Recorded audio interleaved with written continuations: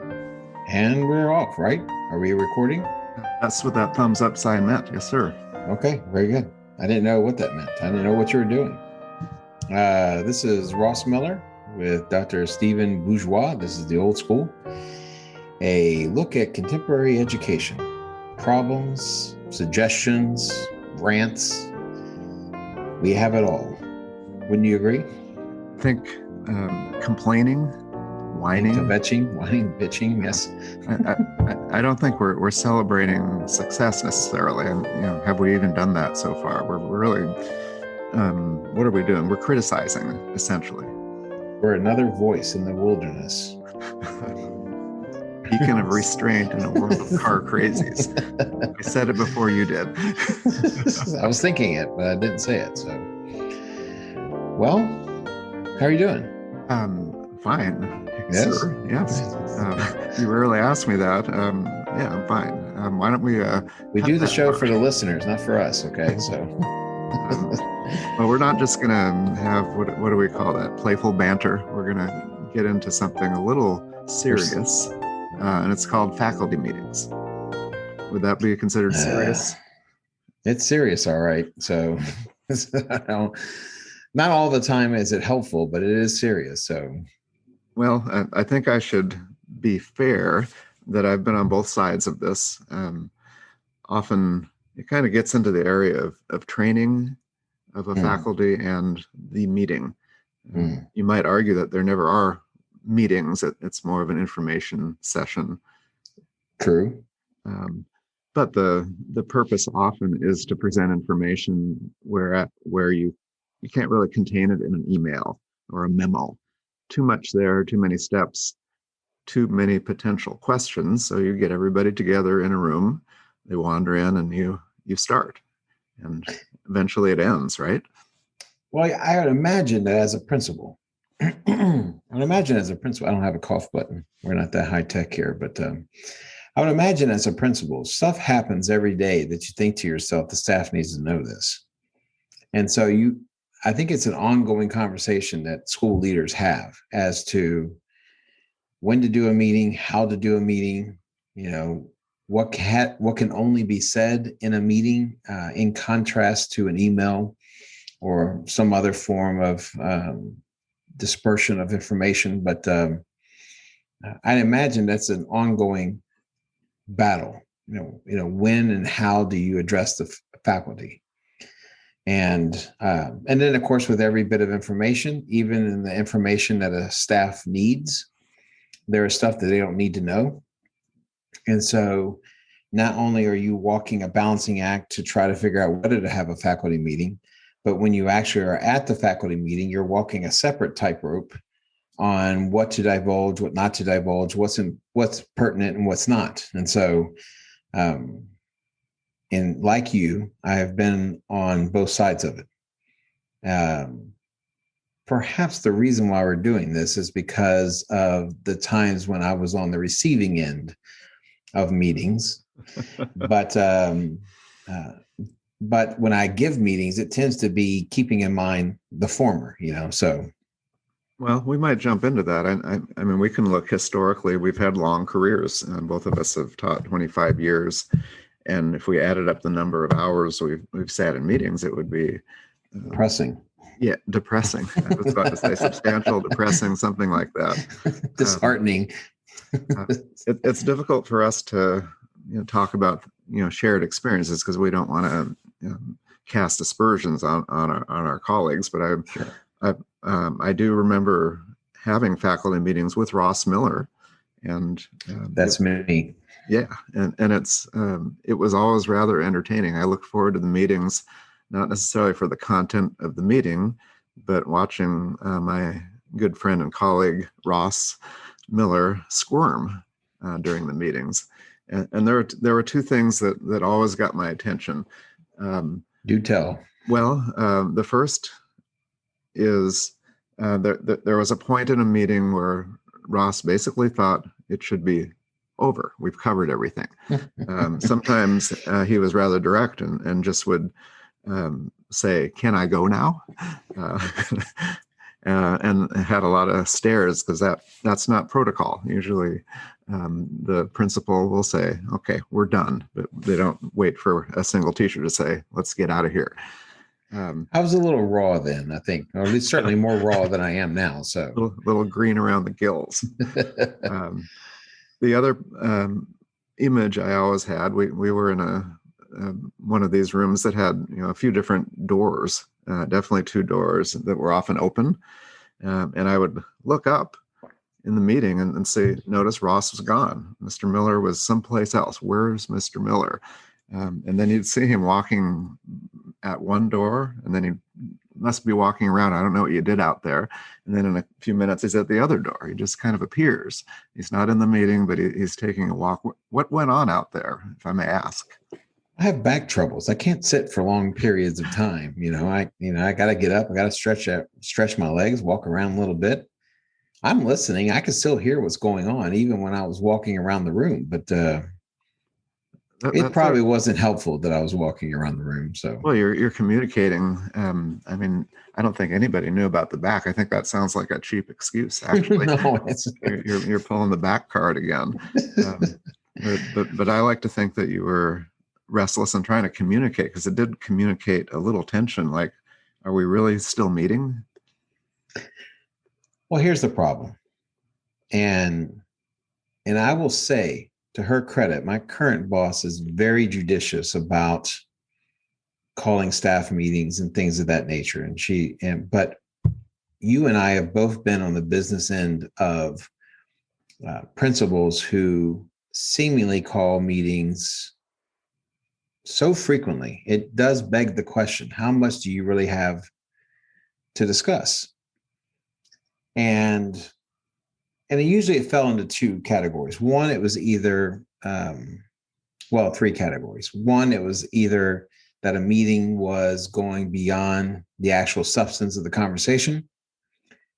Two, the conversation had nothing to do with me. And so therefore, I'm sit there left wondering, why am I here? And these great existential questions that pop up in your head as you're sitting there, someone droning at you.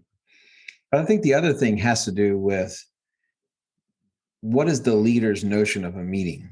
And I think for some school leaders, I think I would put my current boss in this category, not just because she might listen, but I think my current boss gets it, that I think if you call too many meetings, then it no longer becomes about whatever it is that you want to say. It becomes a byproduct of you exercising authority. And that's where you can run afoul of the staff, and I think we've had bosses who had an inordinate amount of meetings. And as you once said, I think you told me one time, that the right to do something does not make it right to do. Just because you can have a meeting doesn't mean you should. I like the way you express that, or I express that. That's pretty good, actually. I might have to write that down. To me, the content of a meeting is less challenging than the way that it's conducted. I think that most of the time, what needs to be delivered is done relatively quickly, supported with technology, often slides, and the administrators get through it efficiently. I think it's a best practice to delegate, so you get to see all of those assistant principals front and center doing their thing. That's really good for them and their authority, but also it allows the faculty to see them. But what I've found is when things go south, is when someone asks the faculty, "What do you think?" And so the questions start coming, and it's almost like being in a college seminar or classroom, where the questions and the comments from the students, or in this case the faculty, are the ones that make you sigh, not necessarily the people presenting. What do you think of that? Every faculty knows who is going to ask the dumb question.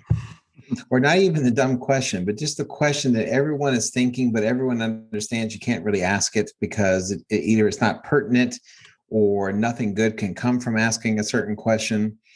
And so you're just waiting. You're waiting for that hand to go up. You're going to wait for that clearing of a throat. And then everyone just dies a little inside, because you know that that guy or lady has just made a 15-minute meeting, a 25-minute meeting, or a 30-minute meeting. And here's the problem about, you talk about asking the staff what they think. And this is one of the problems I have with, some meetings. I think some leaders think that it's a sign of strength that they open the floor to get the thoughts of the staff. And that's not to say that the staff wouldn't have good thoughts. But I think at some point that as a leader, you need to do that. You need to lead, which means you need to sometimes make unilateral decisions. And if you don't do that, I think it becomes an act of futility, because the more voices that are in the kitchen, I probably messed up the metaphor there. But I mean, hopeless, actually, you'll never recover. But I think the more voices you have, I mean, it just guarantees nothing productive is going to come from it, because it goes in too many different directions. Every teacher is coming from a different point of view, darn near, So I think it's problematic about, in you're right. I mean, there's the information, but then there's how you present the information. And I think that's where a lot of trouble ensues. Well, you referenced the unwritten rule, I guess it's called, whereas you get closer to the end of a meeting, there should be no questions and nobody should talk, because everybody wants to get the heck out of there. And so everybody's waiting for that. But inevitably, someone breaks the unwritten rule. And worse yet, the schmuck that asks the question at the end of the meeting, a lot of times it's a question that only pertains to them. This is what drives teachers crazy. That's it, exactly. Now, there are different concepts of meetings. You mentioned, getting teacher input, which is really important, and there's a lot of ways to do that. Exactly. But many school leaders aren't really great at conducting a focus group with 30 or 40 or 50 or 60 people. That takes something to manage that and be efficient. I remember early in my career, I think it might have been my first teaching job. This was in Oregon. The teachers ran the faculty meeting. In fact, the principal was not there. And so technically it was a faculty meeting. And that was rather loud and lots of conversations back and forth. Someone took notes and then presented that to the principal. And so that's a whole different dynamic, and people are being honest. There's a lot of complaining. It's rugged, but there's also some insight. But when everybody's there with the assistant principals and the faculty, and there's a formality to it that real conversation doesn't usually happen. And that unwritten rule may sometimes actually get in the way of somebody making an important, timely point. Well, unfortunately, I mean, as far as the good meetings go, they're rare, I think. And I think you're right. I think a lot of school leaders lack the knowledge. Do they have, because you have overseen and you have been a part of, and you've gone through administrative training. Right. Is this a class? No, there's not a class in how to do meetings. There probably should be, but no such thing exists. There's a fine line. I mean, there's a lot of the meetings that you and I have been subjected to, and subjected to is the correct phrasing of that.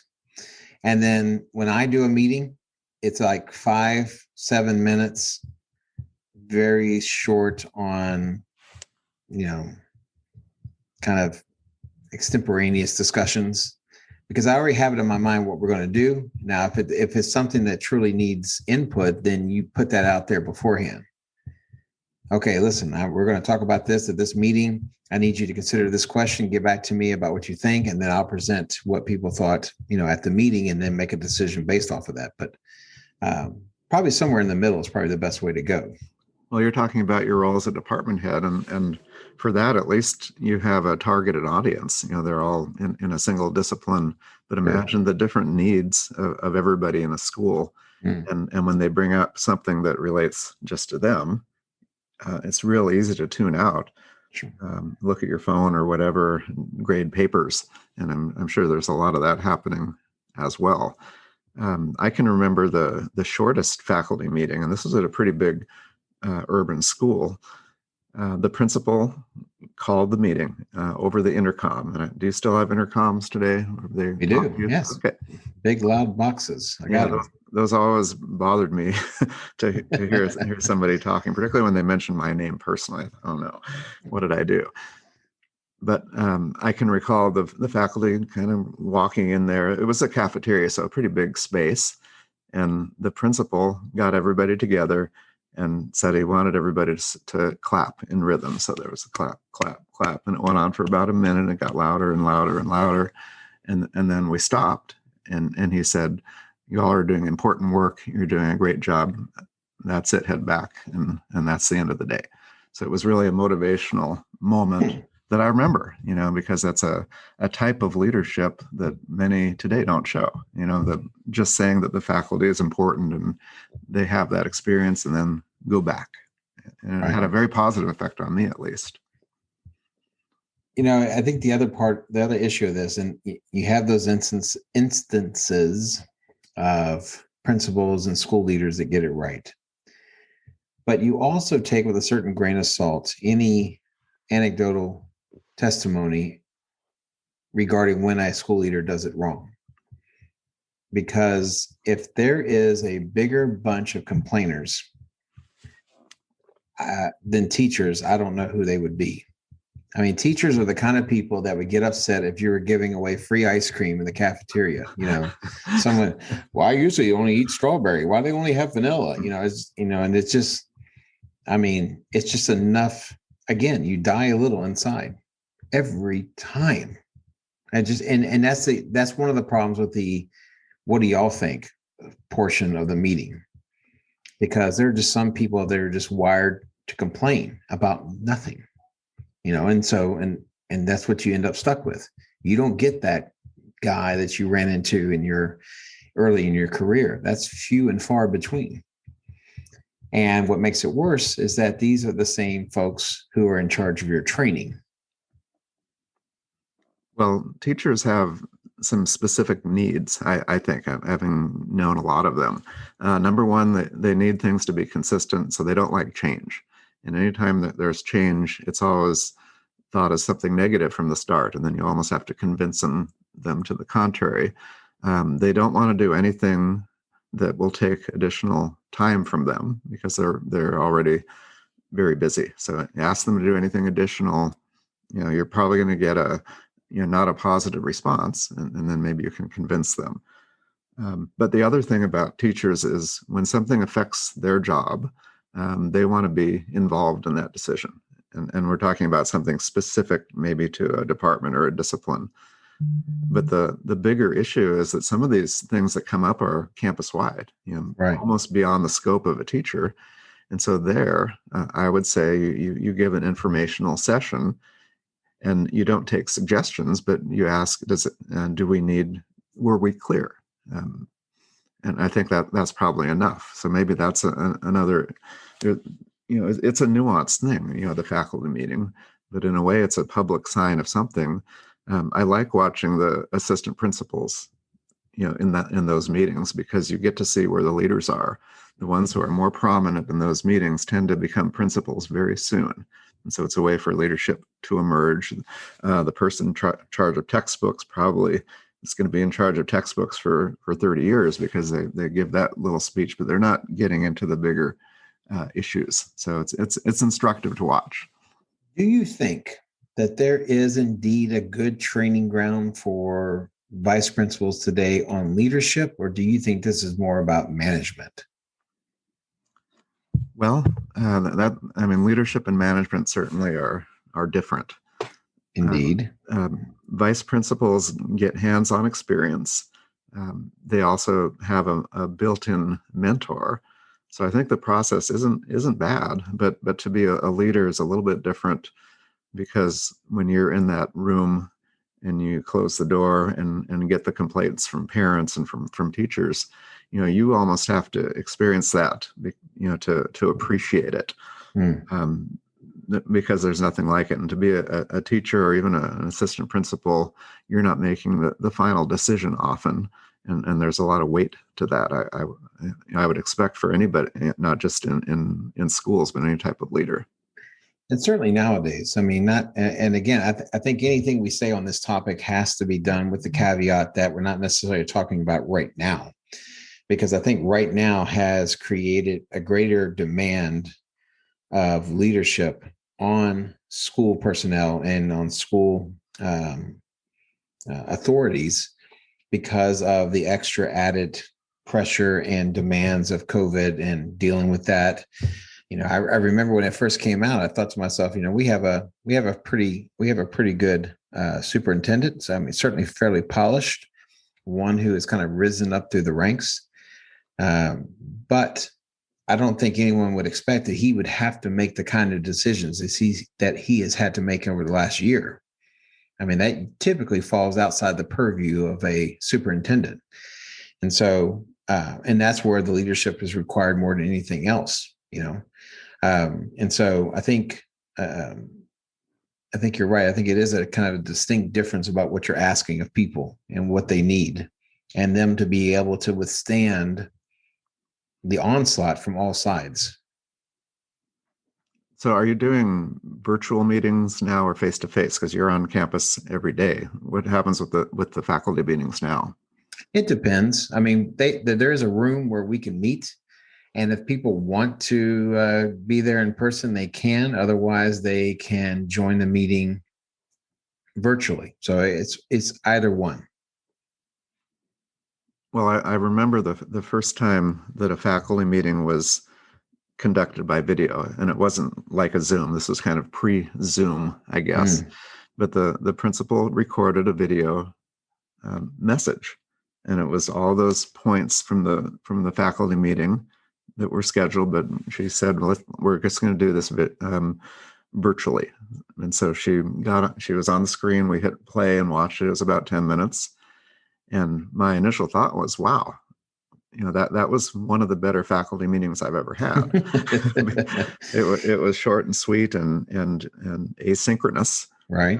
We didn't have to listen at the exact same time. So I would say that with the technology, some good things come out of COVID. Sure. And a lot of it has to do with organization, but maybe the concept of a meeting is changing now, and it doesn't lend itself to 60 teachers in a cafeteria. But I think we will go back to that, if for no other reason, but it's a sign that things are progressing.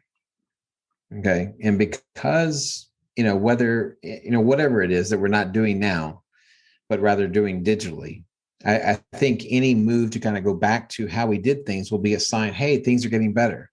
Look, we're having 60 people in a cafeteria talking about God knows what, So I think people will see that as a positive sign. They won't necessarily think to themselves, was it better on Zoom? I can't imagine many things being better on Zoom, but perhaps that's one of them. I don't know. But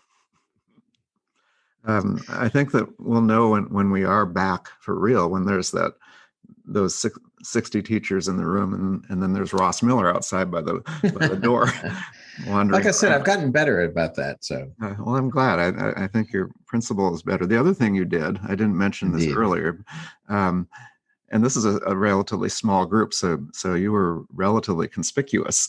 Imagine 10 or 12 teachers and Mr. Miller. You would actually slap your legs.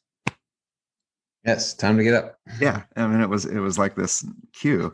Nobody got up. You slapped your legs like, okay, that's it. Did that ever work? Maybe. I don't know. I mean, I can't say I was doing it consciously. But you did it every time we had a meeting. Well, you know what the problem was, is I just didn't respect, the folks in charge of that scene there. What?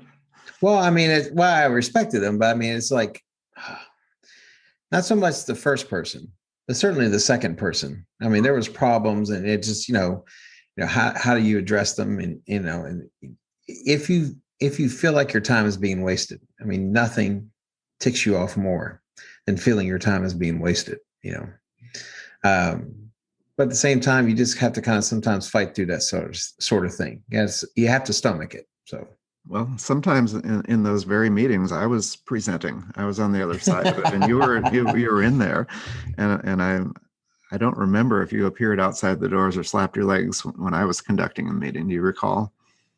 I can't imagine that I would. I mean, again, I think you had a better sense of how to do that than the other folks that were doing it. So, well, it's all about timing and mixing in a joke now and then, maybe. But what about training? I mean, is there kind of a fast, hard rule on how you do training to make it worthwhile, or does everyone just have to kind of understand that we have to click check, good God, I can't talk, that we have to click boxes, or check boxes, whatever you do with boxes. We just have to do that, and everyone has to kind of understand that. We just kind of fight through it, and then we go about our day after it's over. I think the idea of group trainings has changed a little bit. A lot of bigger districts now have professional learning opportunities that are pretty targeted, and so you sign up for them, and it's based on what you need. But there are still school-wide things. You need CPR training or whatever, where everybody does bloodborne pathogen training, or bloodborne pathogens. But often the people who lead professional development are vendors. People from the outside who come in, and the worst is when they do these kind of sessions where they like to do a presentation and then they send people out into little groups. Remember? And then you get a little piece of butcher paper, and somebody's the secretary, somebody's going to talk, and you write down your little list and try to get everybody involved. And then somebody is forced to go stand next to that list and share out to the group. And I hated that more than about anything in my teaching career. And then you paste it on the wall, and then everyone gets to see it, and everyone looks around, okay, now everyone go check out what other people did. And it's just like, it's like your fifth circle of hell. You feel like Dante just suffering internally. So it's horrible. I can think of another thing that I hated equally in those same meetings. Often, and this didn't come from the school, it often came from the vendors. They brought some bling, some things to give away. And so they would, to keep teachers interested, they would go all out in extrinsic, and they would have little raffles where they, you get a few of these raffle tickets, and they would yell out the names, and someone would say, "Oh, I won," and get up there and get a prize. And it happened, throughout there to keep the teacher's attention. And for me, I hated it. And I mean, I'll say it now. I didn't want to win. I didn't want to be somebody who would go up there and celebrate, like, let's make a deal, and you run down.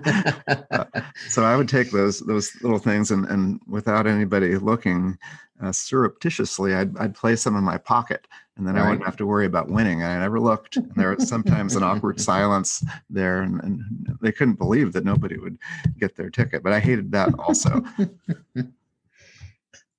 Well, it's just, the idea that they would use that as a means to motivate people. I always liked the training sessions that talked about how you shouldn't lecture, and they did the training in lecture format, and that I always found to be a bit comical. So it's and then of course we talked about last week, for those of you who have not heard our exciting expose on whatever we talked about last week. It was great. It's one of the finest things we've ever done. But talking about the idea of giving away Skittles as opposed to M&Ms or whatever the case may be. I mean, we've been to some pretty atrocious training sessions, and teachers just have to deal with it. And it's just now we're sitting here complaining about training. It should be noted, every profession has got something that they have to deal with and stomach. This is just our burden, Yeah, I do think a lot of this applies to other businesses. Mm, They should be listening to us as well. mm. I will give you I gave you one example of a great faculty meeting. That was where the people applauded and the principal said, "You're okay. You're take off now." That was it. Another one was a full day professional development, Ugh. and somebody came in. Don't sigh yet because you'll like this one. Uh, Okay. they brought in 60 mats that you can lie down on. And I'm not kidding. And so this was actually the morning session. And so Okay. the teachers would lay out the mats and they asked us to lie on our backs or anywhere we were comfortable. And then the leader of this training did, your ankles are getting relaxed, and then, and eventually it was, and they said, you can fall asleep if you want, you don't have to. And these are teachers who are really tired. So everybody was sleeping for about 4 hours on mats.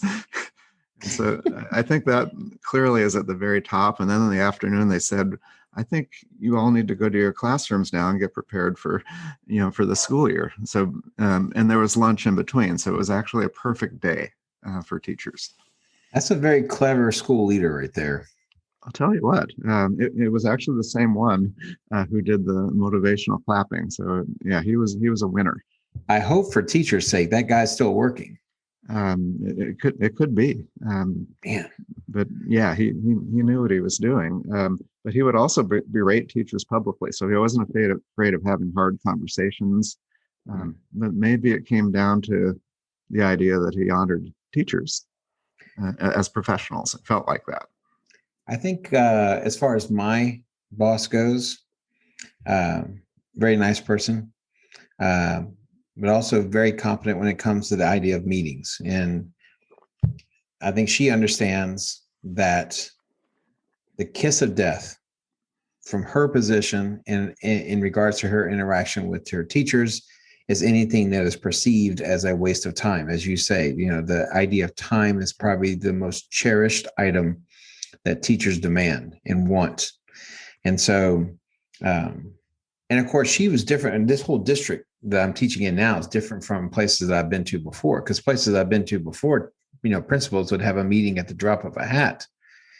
But it's always been this way at this school, and particularly with the current crowd in charge, that, if it's not absolutely necessary to meet, we turn teacher days into preparatory days where they can prepare and get ready for the next week. And man, can you ask for anything better? I can't imagine you could. So that's really the tension always is the teachers, for very good reasons, want to be someplace else. They have a lot of work to do, and so this better be good, and often it is, but a lot of times, as we've said today, it isn't. And it doesn't help if you are an administrator and you start the meeting by admitting, listen, I know you guys are very, very busy, and then proceed to take something for like 4 hours.